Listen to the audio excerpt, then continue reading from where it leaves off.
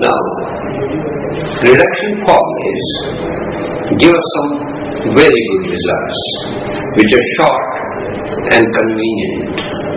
We give below some questions regarding reductions of integrals. First, if In is equal to 0 to pi by 4 tangent tan x dx, then In plus In minus 2 is equal to 1 by n or 1 by n minus 1 or 1 by n plus 1, none of these. These are the options. Now here In is equal to 0 to pi by 4 tangent raised to power nx. In minus 2 is equal to 0 to pi by 4 tangent n minus 2x dx. Adding them, we get In plus In minus 2 is equal to 0 to pi by 4. Bringing them into the same integral, we get tangent raised to power nx plus tangent raised to power n minus 2x dx, which is 0 to pi by 4 tangent raised to power n minus 2 into tangent square x plus 1, that is secant square x. So it becomes 0 to pi by 4 tangent raised to power n minus 2 into d by dx of tangent x dx, which is of the form t raised to power k into dt. The formula integration becomes t raised to power k plus 1 upon k plus 1. So it becomes tangent x raised to power n minus 1 upon n minus 1, 0 to pi by 4, which changes to 1 upon n minus 1 minus 0. That shows 1 upon n minus 1, which shows option B is correct. If I is equal to 0 to 1, x raised to power p 1 minus x raised to power q dx, where p and q are belong to n.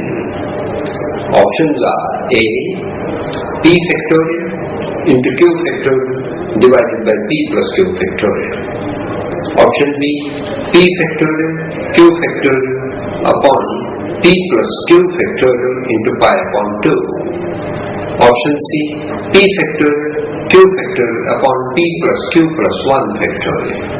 And option D is p factorial q factorial upon p plus q plus 1 factorial into pi by 2. Now we put x equal to sine square theta.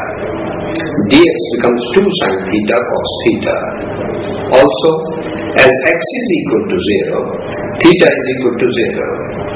And as x tends to 1, theta tends to pi by 4. Therefore, integral I becomes 0 to pi by 2 sine square theta raised to power p into cos square theta raised to power q into 2 sine theta cos theta d theta.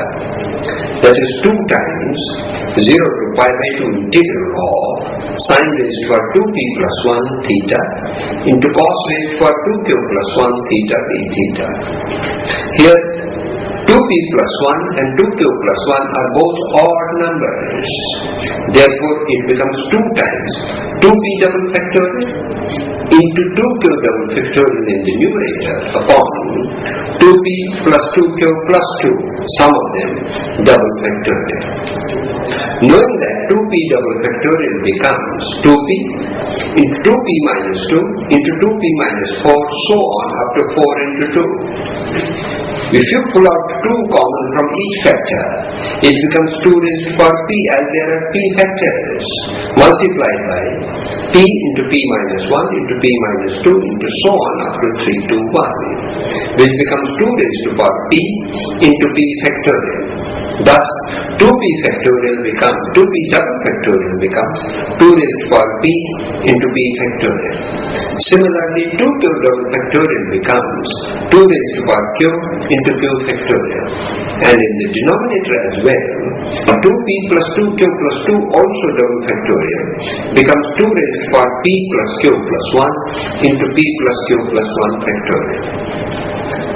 Cancelling, we get p factorial into q factorial upon p plus q plus 1 factorial, which shows option C is correct.